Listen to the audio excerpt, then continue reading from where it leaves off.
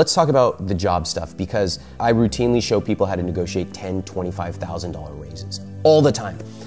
And you're like, that's crazy, there's no way, et cetera, excuse. Here's the different approach. The first way that most people think is like, if I'm gonna negotiate for a raise, which like, oh, they might just like fire me, that's problem number one. That's the wrong way to look at it. If you go in and ask for a raise, you're not devaluing yourself, you're actually increasing your value. Because what type of person would go in and ask for a raise? A top performer. So the second thing is, they believe that they have to kick down the door of their boss and say like, give me money. Well, if you do that, of course they're gonna kick you out. That's a very impolite way to do it.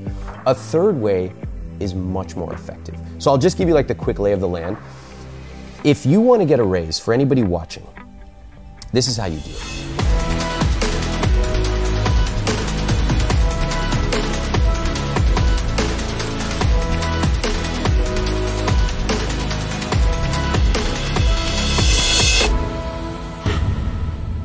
Hey everyone, I hope you enjoyed this episode brought to you by our very good friends at Audible. Hey everybody, welcome to Impact Theory. Today's guest is a New York Times best-selling author whose theories around personal finance have helped countless people achieve financial freedom, as well as making him a very wealthy man. He's the founder of growthlab.com and IWillTeachYouToBeRich.com, and he has more than 20,000 documented success stories so far. He's a Stanford grad who studied both technology and psychology, and he takes a profoundly humanistic approach to finance. His views are often counterintuitive, but they cut through the typically trite, confusing, and emotionally impossible guidance that permeates the landscape of financial advice. His simple 6-week method to gaining financial control over your life is both powerful and straightforward to implement. A voice that has withstood the test of time 10 plus years after first publishing his award-winning book, I Will Teach You to Be Rich. He's been pictured next to Warren Buffett in Forbes magazine, had a 6-page feature in Fortune, and he's been covered by such prominent institutions as CNBC, The Wall Street Journal, CNN, PBS, Fox Business, and the New York Times. Over 1 million people read his material every month, and his newsletter alone reaches hundreds of thousands of people weekly. So please, help me in welcoming the man who Fortune called the new finance guru, the no BS money man for the new generation, Ramit Sethi. Tom, how you doing? What's up, dude? How you doing? You as well. Welcome to the show, dude. Thank you. Exciting to have you. Thanks, it's great to be here. Yes, man. We know a lot of the same people, so researching you was a lot of fun. So I gotta hear some old voices and people that have been on the show before. Yeah. And there are a ton of people who give just a lot of credibility to you, the way you think, the way you approach it. Thank you. And where I wanted to start, and this is something I don't have the answer to, so I'm really curious to hear what you say. All right. Right now, the noise around being young today is that the world financially has basically come to an end. Everybody's buried under so much debt. There's no way to get ahead. They're stuck. They're trapped. And I've heard that so many times. In the beginning, I just sort of blew it off, and I'm like, it's a mindset problem. It's so pervasive. Is it a mindset problem, or is it really something deeply problematic that's happening? I think the answer is yes. Yes and yes. I think that there are definitely systemic problems when it comes to things like inequality. When I think it comes to things like student loan debt, yes, those are problems, and there needs to be a lot of work done on those. And we can simply look at history to see how crazy tax rates are compared to where they've been historically, or how crazy student loan debt is compared to where it was historically. But whenever I hear someone who starts complaining about the, large-scale societal problems, I just have one question. I say, do you invest in your 401k? And it's one thing to talk about systemic problems, and we should talk about them and tackle them. But the best thing we can do for ourselves is to focus on what we can control. And that's what I believe. That's why I'm here. Some people work on systemic problems. I'm here to help people one-on-one with their money and their psychology. Yeah, that to me is a very interesting and powerful approach. I come at it the same way. I was giving a talk at Google, and there was an African-American gentleman in the front row, and basically the question was like, is it harder for me? And my answer was, yes, that seems pretty apparent, but now what? So you can go try to tackle that systemic problem, and I'm super glad that there are people who are wired for that. Yeah. But for me, I'm always like, what can I do right now today? Because when you're dealing with huge systemic problems, you're doing something amazingly altruistic for the next generation, but the odds of you being able to reap the benefits of that are pretty slim. Yeah. Yeah, So, I agree. And I think that when you can start to take control and make one step after another, for example, for people who are in debt, it's so interesting. When people write me about how to get out of debt, over 90% of them don't know how much they owe. So if you don't know how much you owe, I understand that. Why would you want to open up the emails and the bills? You don't know what's inside, but you know it's bad.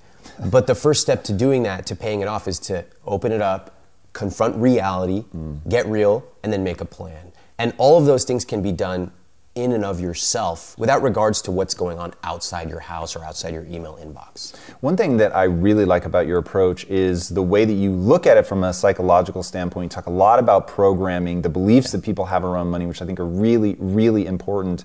And as the person who I believe it is my mission in life is to help people construct a frame of reference that sets them up to what I'll call, it's an empowering mindset. It sets them up to be able to actually execute on their dreams. Yeah. What is the frame of reference, the mindset, the intentional programming that you think especially young people who are struggling right now should have? Well, let's start with what they do have. So we grow up with these things I call invisible scripts. And these are the scripts that are beliefs that are so powerful, we don't even realize that they're around us. That's why they're invisible. So a classic one in America is the American dream is buying a house. Where did that come from? And in fact, there's all these phrases that people use like, you're throwing money away on rent. They don't make more land, and on and on and on. If you really deconstruct that and you actually run the numbers, you might discover that actually buying a house is often not the best investment. And this is super counterintuitive. People get really mad because real estate is religion in America. But if you actually dive in deep, you might discover, wow, there's a lot of parties who want me to spend a ton of money. That's why, for example, I could buy today, but I rent. And when people hear that, they're like, wait, I thought I will teach you to be rich, guys, rich, so why is he renting? They get very confused because real estate is religion. Another thing that is really common today for people is there's no way to get ahead, right? Especially for young people. Social Security won't be around, et cetera, et cetera. And I just don't believe in that. I think if you go onto Reddit or you go onto these places where it's a lot of people who are disaffected young people, they create an echo chamber of other people who want to victimize themselves, then you have a choice. Do you want to be reading those threads? Or, like I was reading the comments on your YouTube videos. I was like, these are the best YouTube comments I've ever seen. People are positive, constructive. They're pointing out things they saw in the 32nd minute of the video, meaning they actually watched the whole thing. Those are the kind of people that I want people to be around. So it's not impossible to make money. There's actually a lot of people making money. It's not impossible to get ahead, pay off debt, even invest and grow. There's a lot of people doing it. But if you're surrounded by people who constantly complain about how difficult it is and it's impossible, guess what? You're going to absorb those invisible scripts. Dude, that shit really terrifies me. And when I think about, so I'm a child of the 80s, and I was just talking to a good friend of mine who I grew up with, and he was like, oh, I knew you'd be rich one day. And I grew up teetering white collar, blue collar. So I was definitely not set up to be wealthy. I didn't know anybody who was wealthy, didn't know anybody who'd been successful. And he was like, oh, I knew you were going to be rich. And I was like, why? And he said, because you get what you believe in. And he said, you believed money was like a thing, that it was super powerful. He said, you used to talk about it all the fucking time. Interesting. And of course, anybody that knows my story knows for decades, I chased money. It was my stated goal. That didn't feel weird to me. I was just like, yeah, I want to be rich. And I was pursuing that doggedly. Yeah. And of course, only end up getting rich once I let go of understanding that wasn't going to make me happy. So I set that aside. But because I had all these positive beliefs about that it was possible, that it could happen to anybody, I never thought to not chase it. Yeah. And so the company that my partners and I built that ended up being the billion-dollar success and just crazy, we started it in 2009 at the height of the recession. And so it's it just never occurred to me to think that way. And you said something in one of your talks in the book, I can't remember which place, but was even in those moments, people can be successful. But if you're telling yourself that you're not going to be successful, then you don't take the actions. Yeah. Walk me through, how do you get through to people who have these scripts, they're shutting down, they're not taking those steps? Do you have sort of entry-level movements for them? For sure. Many of us, if you take somebody and you just talk, I do this a lot. They'll be at one of my talks, or they are on my newsletter, or following me on Instagram. And I'll give you an amazing example that just happened recently. I had a woman who wrote me and she said, Ramit, can you help me convince my husband not to waste money? And I go, okay, what's going on? She goes, he spends so much money on iced tea. And I was like, here we go. I go, how much money? And she goes, he buys iced tea 20 times a month, like almost every day. I said, how much is this iced tea? She said, it's $1.50 each time. So in my head, I'm like, this is insane. Like, why are we even talking about this? Right. But I knew there's something here, so I want to unpack it. I said, out of curiosity, what's your household income? No response for 20 minutes, okay? And then finally she comes back, she goes, I'm not comfortable sharing that.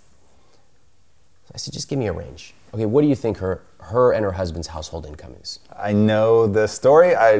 I would have guessed otherwise. You would 80,000, 100,000. Like a nice 600,000. And this is a perfect example. Like rationally and logically, we should literally not be talking about this because it's a rounding error.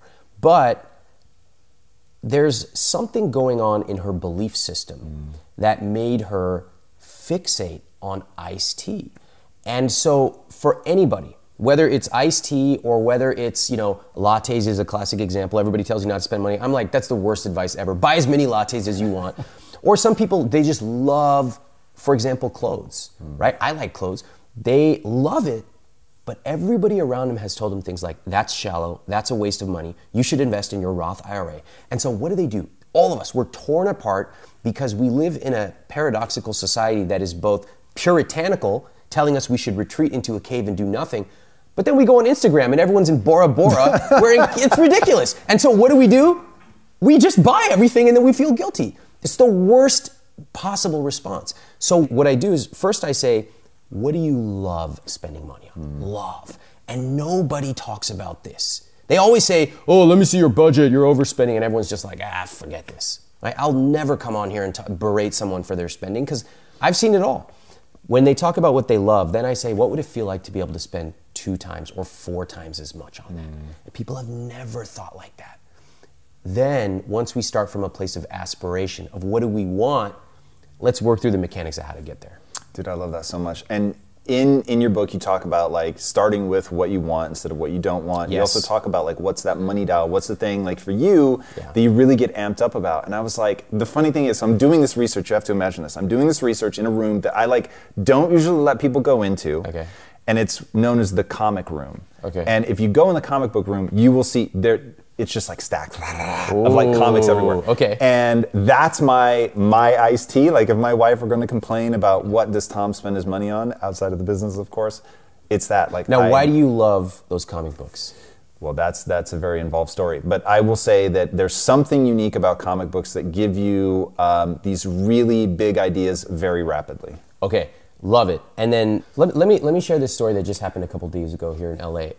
I was giving a talk and I asked somebody what they love spending on, and she said clothes. She said she loves buying clothes. I said great, and she was so excited. I love just whenever you ask people, their eyes light up. And I asked her what would it look like if you quadrupled your spending, and she said I would have clothes everywhere, like all day long. I'd be ordering online. I'd be sending half of them back. And I said, where do you shop? And she said, Topshop. And I said, okay, so you quadrupled your spending. Where would you shop? She said, Topshop. I just have a lot more.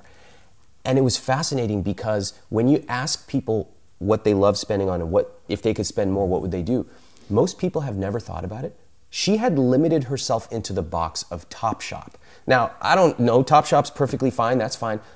But I guarantee you, if you quadrupled or 10x'd your spending on the thing you love, your money dial, you might shop at a different brand. You might even fly to the factory that makes them and get a behind the scenes tour, as I did when we went on our honeymoon. So why I'm sharing this is that so many of us operate in a linear way. Oh, if I have this thing I like coffee, I might get 2 coffees a day. But what if you actually truly love it? You might go to the coffee factory and bring your family with you. So there's this whole idea of what you can do with a rich life, and it doesn't just mean more stuff. It could be experiences. It could be security, like buying a house in a place that keeps you safe, or staying at a hotel where you're around things that are comfortable for you. There's so many different ways to look at a rich life, and most people, I want to challenge them to really think what it would feel like to spend more on the thing they love. Of course, if they cut costs mercilessly on the things they don't. Yeah, really fast define a rich life for people, because I think that's going to be a key component to this whole discussion. Well, it's different for everyone. My rich life early on was to be able to go to a restaurant and order appetizers. Because I never did it when I was a kid. Get it. Like, ever. We would go and we'd eat out once every 4 to 6 weeks if we had a coupon. And we would like share 2 Cokes with the whole family. And we would never order appetizers. So I was like, I'm gonna do it.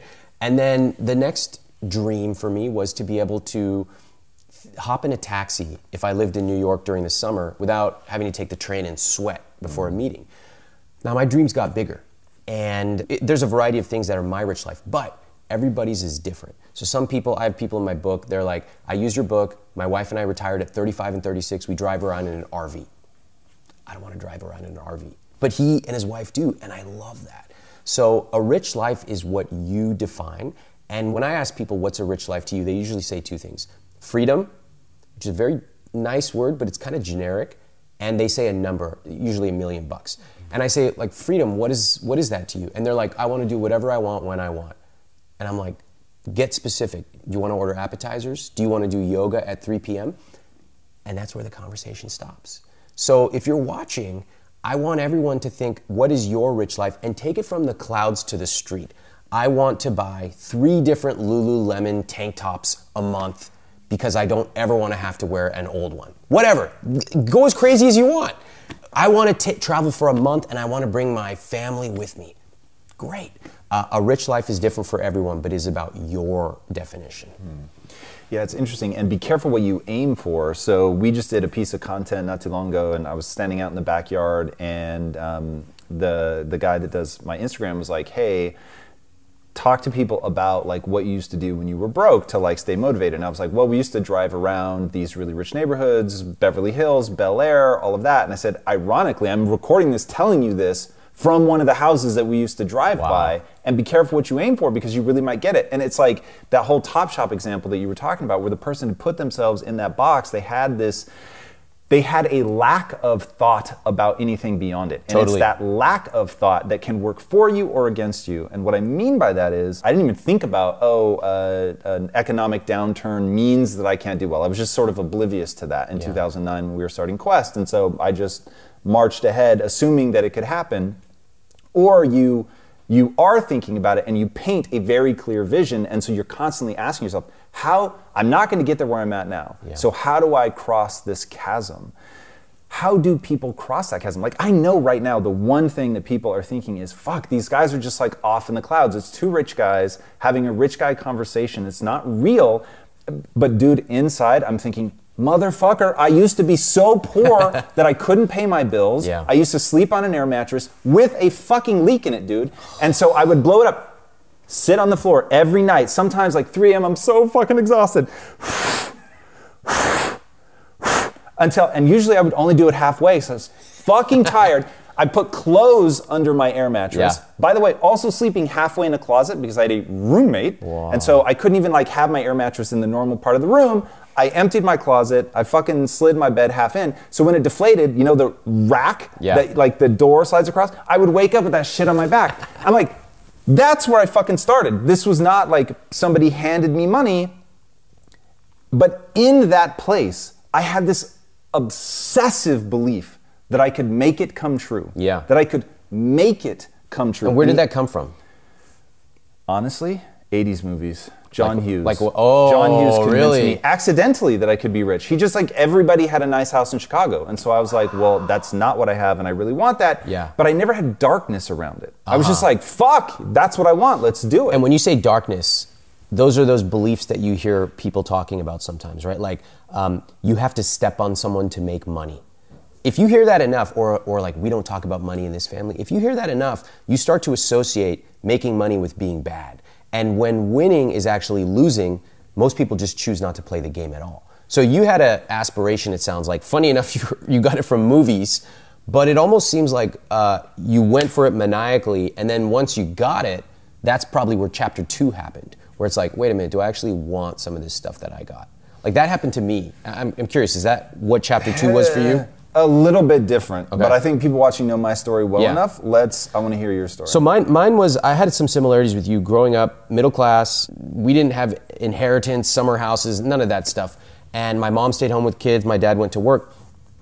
My parents told me if you want to go to college, which of course you do because you're Indian, you got to pay, you got to find some scholarships. And I love building systems. I think people who are kind of lazy, they like to do the minimum amount of work, but I like maximum results. So I've built this system of applying to scholarships, and I started getting them. And for some reason, they wrote some of those checks to me. So 1999, 2000, took that money. I was like, I'm smart. I'm going to invest it in the stock market. And then I lost half the money right away. I was like, oh man, not that smart. So I started learning about money, and that was a really valuable lesson to me because no matter what, you will get the shit kicked out of you at some point in life. And you can take two routes. You can be like, oh, that sucks, I'm never gonna do that again. Or you can be like, oh, that does suck. What did I learn from that? How can I improve? And I see this a lot with entrepreneurs I know who are starting to hire. They're like, oh, how do I hire like the project manager or whatever? I'm like, your first 5 hires are gonna be horrible. Just acknowledge it. It's gonna suck. But you gotta keep going because you'll get better each time, and on your sixth, you'll be great. And it could be the same for, how do I find, it could anything that you're looking for. How do I find the right recipe to start cooking? Well, your first 20 times you make eggs, you're gonna suck. You don't just give up, you keep going until 21. So I started doing this with money, and I started learning about money and psychology. And I think that most of what you see with money is just this mathematical, logical stuff. And it sounds good, and everyone's like, oh yeah, compound interest. But then they go back to their day-to-day life, which is like, I want that sweater. I know I should be doing this. How come I'm not doing that? I feel bad. Close the book, forget it. And I want to take a really different approach. A perfect example is if you look at any money book. Anybody watching, go look at any money book. Look at chapter 1. You know what they tell you to do in chapter 1 of any book? Fine. Let's find out how much you spent last month. And people are like, no thanks, see you later. They don't know how much they spent, but they know it was bad. Right. And so if you actually understand human psychology, you know that my goal is not to make you feel bad. My goal is actually to show you how money can be positive, how you can live a rich life, whatever you want. So in chapter 1 of my book, I said, look, we all use credit cards, we all suck at using credit cards, and we all hate credit cards. Let me show you how to beat them. Read these words off the page, this battle-tested script, and you'll get your fees refunded, and you'll get all these perks you don't even know about. They're like, I don't know, this Indian guy's kind of weird, I'll try it. They pick up the phone, even millennials who are afraid of using the phone, they picked up the phone, they did it, and they're like, oh shit. You're talking they call the bank. They called the bank. This stuff yes. Down. And like that, they get a $35 fee refunded, or they get some perk they never even knew existed, and suddenly, psychologically, they go, oh my God, I can take control of my money. It's not all these huge concepts of retirement and inheritance and all this stuff. No, I called, I got money back, now I can do it. So it's so important to be really incorporating your own psychology when you think about money. And part of that is, what do I want? Where did I get these beliefs from? Whether it's a movie or a family friend, and then what can I do today to start moving along and developing my rich life? Yeah, that to me is super interesting. The maybe even more interesting part that you detail pretty extensively in your book are the excuses people give as to why that doesn't apply to them. And I'm trying to really think about the person watching right now who I want to help them so badly I can't see straight, but I know what I'm fighting against is their mindset. And they're saying things like, I love your content around getting your ideal job. Yeah. Like, get my ideal job. Like, I can't afford to either go in and ask for more money or to even begin applying. Yeah. Like, there's so much insecurity and just shutting down. Yeah. What is your advice around getting that ideal job? First of all, stop being a special snowflake. All these people who write me, they're like, oh, Ramit, great to see these literally thousands of testimonials of people, but I'm left-handed and I'm albino and I live south of the equator. Will it work for me? Like, no, it won't work for you if your first reason is all the 10 reasons it won't. If you believe that it won't work for you, then congratulations, you are correct. A better approach, what I see from the best people who use my material, is they say, you know what? It worked for those other people. I can make it work for me. Simple as that. So let's talk about the job stuff, because I talk about jobs. It's a little unusual. I think that it's become very popular online to say, like, screw jobs and like be an entrepreneur. And I think entrepreneurship is great, but I also think most people have a job and you can create amazing value by working with a team. And I have employees and they do an incredible job. So, and I've had jobs. So I think that when it comes to a job, there is a totally counterintuitive way to approach it. I routinely show people how to negotiate $10,000, $25,000 raises all the time. And you're like, that's crazy, there's no way, et cetera, excuse. Here's the different approach. The first way that most people think is like, if I'm gonna negotiate for a raise, which like, oh, they might just like fire me, that's problem number one. That's the wrong way to look at it. If you go in and ask for a raise, you're not devaluing yourself, you're actually increasing your value. Because what type of person would go in and ask for a raise? A top performer. So the second thing is they believe that they have to kick down the door of their boss and say like, give me money. Well, if you do that, of course they're gonna kick you out. That's a very impolite way to do it. A third way is much more effective. So I'll just give you like the quick lay of the land. If you wanna get a raise, for anybody watching, this is how you do it. You send an email to your boss, you say, you know what, I would love to meet with you and I would love to discuss what it takes to be an absolute top performer in this role, to make your life easier. Could we set up some time in the next week or two? Of course, 100% of bosses are gonna say, yes, I'd love to see you. So you go in there and you say, hey boss, really appreciate you taking the time, I've enjoyed my role. I just wanna tell you that I don't wanna just do a fine job, I wanna be a top performer here. And I would love to know exactly what it takes for me to be a top performer. Okay, so let me just pause right here. If I'm the employee and you're the boss, how do you feel right now with me walking in and asking this? So fucking good. Like, this is the greatest advice of all time. Okay, because we're creating value, right? And I'm not coming in saying like, give me money. I'm like, please advise me. You're the boss, I wanna learn from you. So the boss is gonna say, they're gonna give you some generic answer because they weren't prepared for this. Oh, you need to show up and blah, blah, blah, blah, blah, whatever. You say, I really appreciate that. I'd love to get really specific. In fact, I did a little bit of research before I came in. Here are 3 things I think would make, look at that, look at the face, because bosses don't hear this. Most of their employees just show up, do what's expected, and then they're like, how come I'm not getting a $10,000 raise like Ramit said? Because you don't deserve $10,000 unless you go above and beyond. So, you know, hey boss, I know that I'm currently working on this sales project and we're slated to have a 3% improvement. I really think we can do 6. Would that be part of top performing role here? Yes. What about this? Da da da. So you have a little discussion and you say, okay, am I reading this right? These 3 things would help me really outperform at this role. Yes. Okay, I'll tell you what. I'd like to get to work on this. I'm gonna commit to sending you an update every week or every 2 weeks. And at the end of 6 months, I'd like to come back and show you what I accomplished. If I do it, I'd like to discuss a salary adjustment at that time, but let's not even worry about that right now. Let's have me focus on this. What do you say? Fuck yes. Yeah. Okay, right? 1,000%. So this is the first conversation. Now I go back to my desk, I send a written record. Every Friday I'm sending an update, here's where we are, blah, blah, blah. Now the time comes 6 months from now. And by the way, this is true for negotiating a raise, it's true for dating and relationships, it's true for entrepreneurship. All the work is done before you ever set foot in the room. Ironically, everyone fixates on going in the room, what are the fancy words? It's like, yeah, I'll show you the words, but all the work is done before. That's what every successful person knows. So I send another email now and I say, you know what? As you know, I've been updating you every week for the last 4.5 months. I have some fantastic results. You know, we hit this, we hit that. I'd love to come in and present the whole thing to you. Can we set up some time? Yes. So now I go in. By the way, I've done my homework and I've done it in a couple of ways that nobody else does. Number one, I've researched my compensation. So let's say I'm being paid 50K, but I researched my salary on salary.com pay scale and I discovered, you know, my range should actually be 56 to 62. Okay, good, I'm writing that down. Second, I have a couple of my coworkers and I go to them and I say, hey, you know, we've worked together on this project. I would really appreciate it if you would send an email to the boss and just say, you know what? Ramit's been doing an incredible job. He really helped drive this process through and get us that 6.2% conversion increase. So now I walk in, you've got those emails, you're like, this is the greatest employee on earth.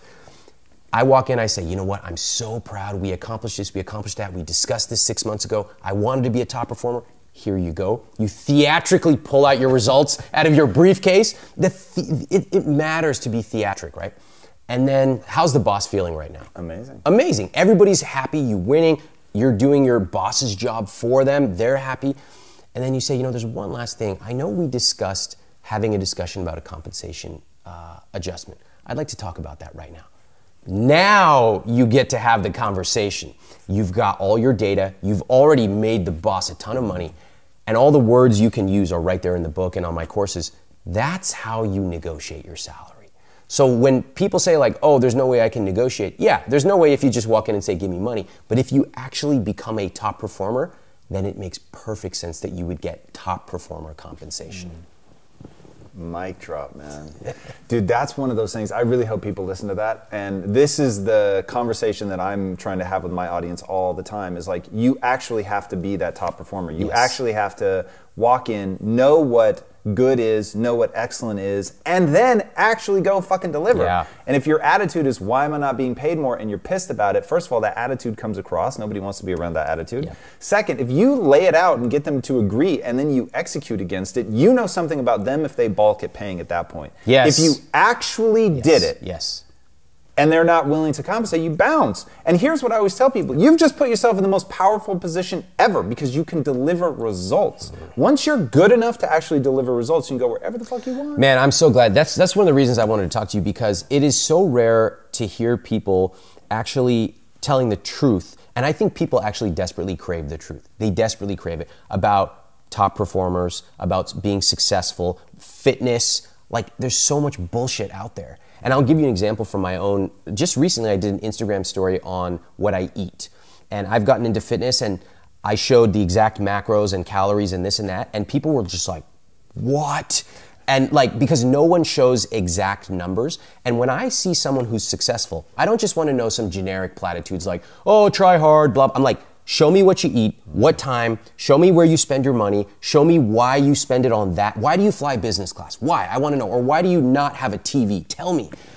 People desperately crave the truth. And so the fact that you're telling people, no, it's not enough to just like show up and do your job. You need to be fucking good.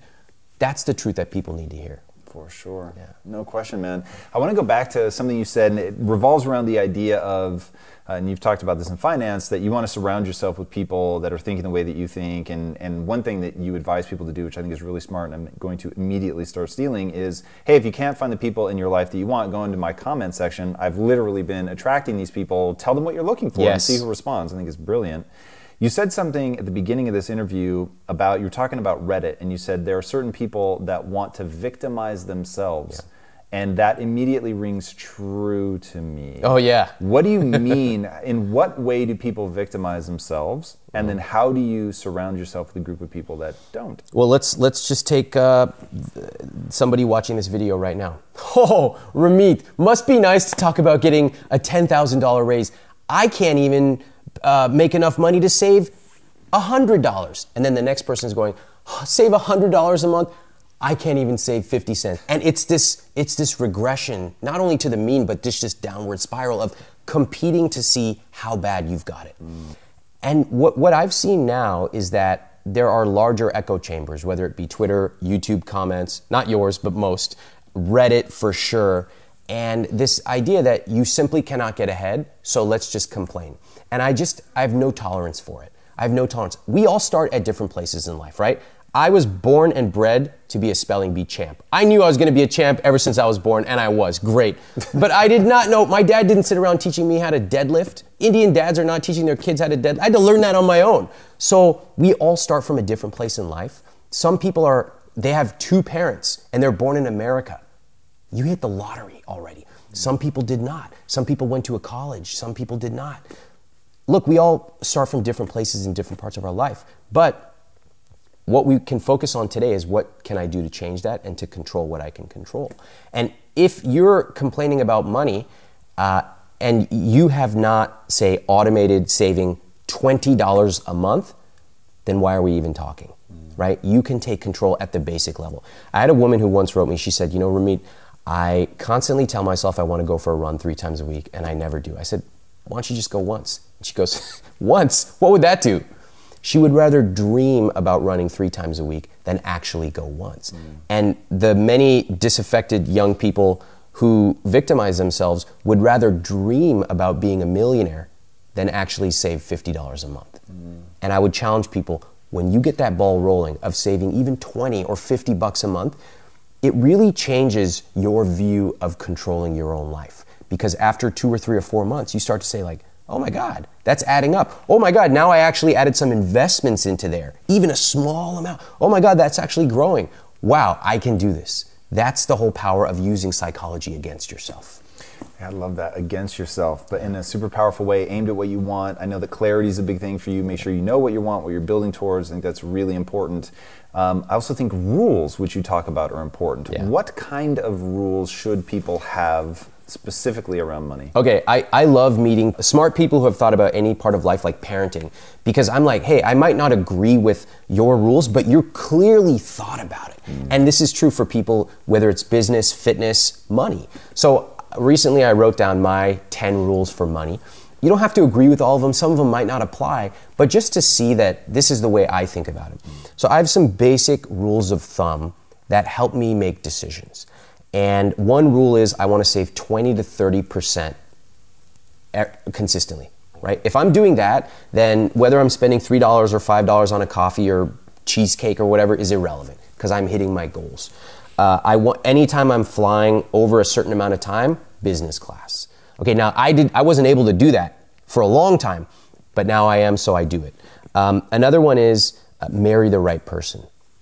Probably the most important financial rule, and yet we don't think about it. So like, how do we integrate relationships? And then one of my favorites— Before you move on, define right person. Well, that's for everyone. So I wanted to meet and marry someone who had a really good work ethic, who of course I loved, and would be a partner, like a team. And I think that marriage is, like my parents had an arranged marriage. Okay, so my dad flew back to India after studying here.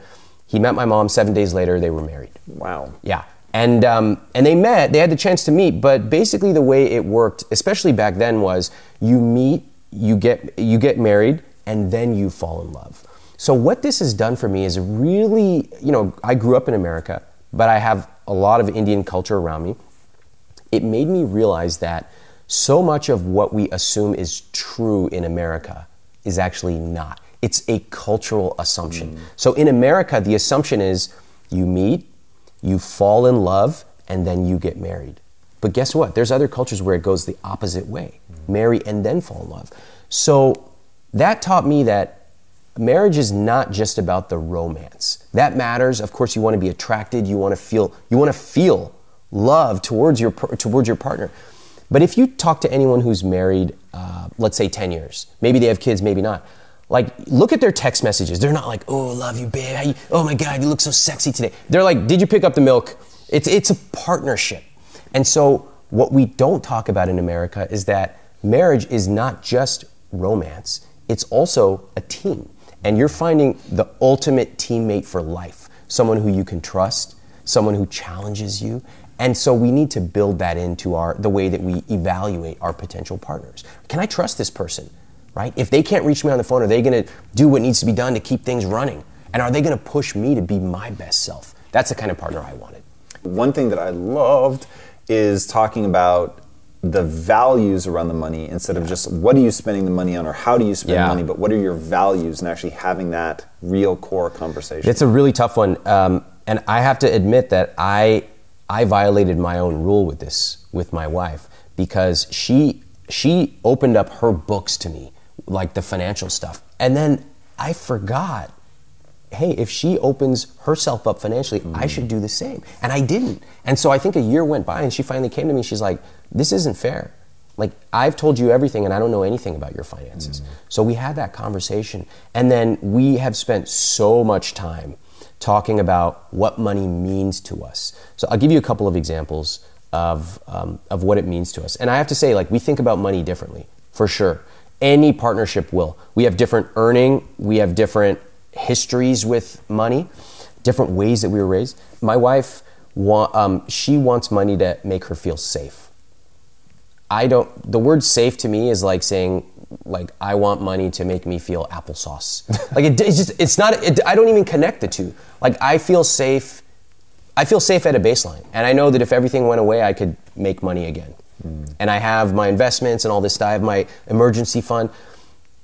But what I needed to do in married life was to realize like my way is not the only way of looking at money. And in fact, talking to my wife, I've learned that there are totally different ways that are equally valid. But I had to kind of open my mind up to that because I was like, oh, I know money and I know all this psychology stuff. No, I had to start from ground zero. The things we do agree on are, we made a list of our core values when we were planning our wedding. And at the top was, we want to make our friends and family feel warm and welcome. And our families come from like middle class backgrounds, and we wanted them to feel like, never feel put off. So, you know, for us, the simplest things were the most meaningful. We found beautiful photos that we'd all taken together, and we left it in their room with a handwritten note. That's nice. And like, that's what they remember. We brought our parents on our honeymoon for part of it. And we just said like, show up at the airport and we will take care of the rest. And to create those memories of like being in Italy and doing a cooking class together, like that is like mine. That's the kind of stuff that to me, when I think about a rich life, that's what I think about. So finding a partner who was aligned on that was just like, oh my God, like it just feels like it just fits. Yeah, that kind of thing is really, really important. Yeah. And initiating those conversations, I know that you have some pretty cool tactics around. I know you guys schedule time to discuss. Yeah, every week. Touch base. Walk us through that. That's unique and I think super powerful. I think for anyone who's at work, if you are like really good at your job, or maybe you're managing people, you know what it takes to drive a number. You need to put time on the calendar. You need to have one-on-ones. You need to like manage a metric. And so we kind of intuitively do that, and then we go home and we're like, all right, like I'm just gonna sit back and like turn on Netflix and we'll eat dinner. And I have to say, my wife was the one who suggested that we do these touch bases. And we get together, we have a calendar, like a 1 hour block, and we put stuff on the agenda. And it sounds like, people are watching this, they're like, this guy's a serial killer. Like, but remember, your rich life is whatever you create. If you don't need to do it once a week, do it once every 2 weeks. But I think what we've discovered is creating the space for us to have these conversations about what's going well, what can we improve, you know, what do we want to do for the next 3 months, you know, those kind of conversations is awesome. And on a very tactical level, we started off with a few core questions. Each time we're tweaking the questions to see what's really good. So one question is, what did you appreciate that I did last week? Start there. Start from a place of appreciation. What's something I can do better? And it's like, it's kind of opening ourselves up. So those are like little things. And it might be like, I don't like the sound of you biting your nails at home. Or like, can you please load the dishwasher differently? It could be as simple and practical as that. It can also be like, I really like when we go somewhere and you compliment me in front of other people. And like, if the people watching, thinking about it, think about what it means to you to have a space every week, every 2 weeks, every month, where you and your partner get to have these conversations. I would say it doesn't matter if it feels weird. There's so many things that people here feel are weird. Oh, it's weird to have a conversation like this. Well, I think it's weird to go 40 years and fight about iced tea instead of having the conversation. Yeah, aggressively agree with that. You need to know that when someone is saying like, you spend too much on that, it's not about that, it's one level up. It's about your values and how you were raised. And if you don't confront that, you will forever be playing whack-a-mole about a $3 expense when the real questions are like, how do I think about money? So what rules do you have for new couples getting together, mix money, don't mix money, savings account, auto saving, like is it start with a conversation? Is it actual write down our rules and our values? Like imagine two people, they've been dating for 6 months, they decide to move in together. Now what? Yeah, well, first of all, if you ask people what are your money values, they have no idea. So I don't start with that question because everyone's values are like, yeah, I just like to spend on things I like. It's like, that's not a value. Okay, let's get more specific. For accounts, I believe a joint account and then separate individual accounts. And the individual accounts are like your money, do whatever you want with it, no questions asked. To get prorated contributions to... based on your income, you can contribute proportionally. But I'll say this, once we got married, like my fantasy was to build this just like amazing model that was like his money, her money, our money, just like all this flow and automation. And like Cass was not having it. She was like not interested in. I was like, the model, it's like so cool. And I like again, I did this prototypically male thing. I was like, let's talk about like cell C4. Look at how it flows. Sounds amazing. It is amazing. Now it's amazing. But I had to start and say like, how do we think about money? Where should we prioritize? Where, like, what's important to us? And so that was the conversation that I needed to like slow down. And at work, I have this concept, we use this concept, go slow to go fast. A lot of companies do this. I needed to slow way down. We eventually got to the model, but the model and the math was the last step. Once you get to the math, just like in negotiation, once you get to the dollar figure, that's like the last part. But the 85% of what does money mean to you? How did your mom and dad talk about money? You might discover, you know, many couples, one partner earned all the money, the other did not. And so guess what? If you are the child of that relationship, you might have that belief and you might be resentful that you have to earn money or you don't. So that's a conversation to be had. And the way you can do that is you can say, you know, if we close our eyes and wave a magic wand and we didn't have any debt and it was our rich life 3 years from now, what does that look like? That's a great place to start, from a place of imagination. And now they have a context for why they're even talking about it. So again, rich life is all about starting from what your rich life is. And hey, maybe they can't go there this year. Maybe it's going to take them 2 years to save. But at least they wake up and they have a dream. That's important. Yeah, I think that's wildly important. So talk to me about saving and debt. How should people think about saving first, debt first? Like, what does that look like? So there's a mathematical answer, and then in my belief, there's the psychological answer. And I like psychology because psychology trumps math any day of the week. So if you have debt, let's just say you've got a student loan or maybe a credit card, your interest rates, maybe it's 4, 5, 6, or even 15%. Technically, if it's anything higher than like 8%, you should be paying that off as aggressively as possible. So if you've got credit card debt, you really want to prioritize that. But the psychological side is, I think it's really important to build the habit of where you want to go. So for example, you might, let's just take the fitness example. If you don't have an hour to train every day, maybe you have 15 minutes. I think it's still worth doing it for 15 minutes, because as your time opens up, it's much easier to go from 15 to 30 than 0 to 15. Yeah. So if you have debt and you want to save, I think that's great. You can do both. What I might do is I might look at my interest rate on my debt, and let's say that you've got $300 a month that you can use.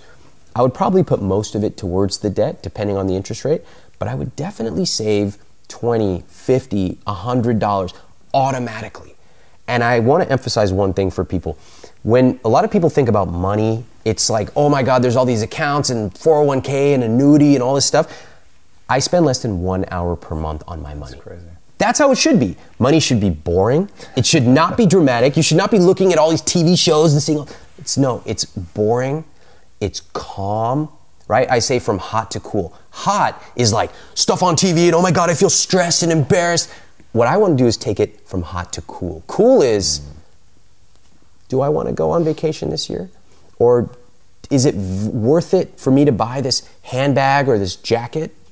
Okay, it is or it's not, but I can make a cool decision. That's what I want people to do. So your money's automatically saved. It's also automatically paying off debt. It's automated to the point where you actually know the exact month and year your debt will be paid off. And that is such a relief. Yeah, the whole FIRE lifestyle and tracking that stuff I find really interesting. And I've heard you talk about how FIRE can get a little obsessive. Sort of the financial version of an eating disorder, where it's like you're a little too hardcore about it. If you live in the spreadsheet, like, okay, this is a rarity. Most people don't spend any time on their money, which they should. But then you have this very tiny percentage of people who are borderline obsessed with it. And if you find yourself like waking up in the morning and logging into Excel and running another Monte Carlo simulation, you got a real problem. So really, once you set things up, a rich life is lived outside the spreadsheet.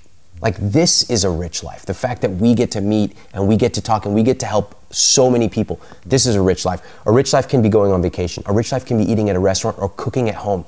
That is a rich life. And I can tell you, after you get your basics in order, a rich life is not on your computer screen or in a spreadsheet. A rich life is lived outside the spreadsheet.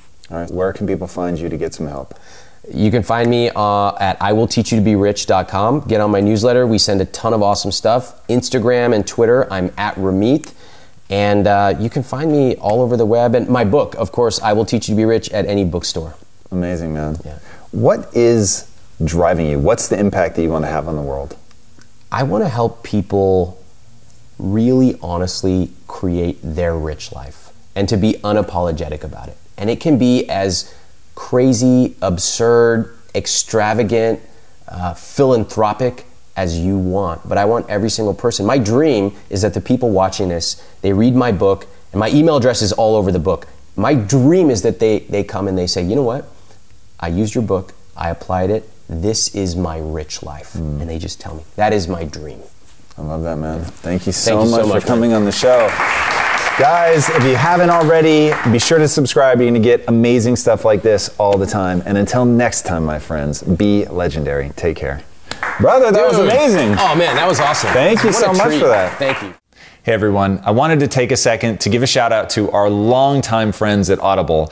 I know you've heard me talk about them 1,000 times before, but that's because I literally live in Audible. It is how I do virtually all of my listening, and that's because with Audible, you can get pretty much any audiobook in any genre and listen to it anywhere you are. So whether you're at home, at the gym, on your commute, whatever, Audible is hands down the most convenient way for me to learn, and I think that is true for a lot of people. So start listening with an Audible membership today. And to get started, you're going to get a 30-day free trial. You'll receive your first audiobook for free and 2 free Audible originals. Just go to audible.com/impact theory or text impact theory to 500-500. When you start, I recommend checking out David Goggins' book, Can't Hurt Me. It is one of my recent favorites. In fact, it's one of my all-time favorites. I absolutely love that audiobook, and what he did as a part of the read of that is really extraordinary. It's very different. I highly encourage you to check it out. So if you want to get more reading done this year, I urge you guys to do it with Audible. It's just a phenomenal way to do the reps, get amazing information. So go to audible.com/impact theory today and start your free trial right now. That's audible.com/IMPACTTHEORY.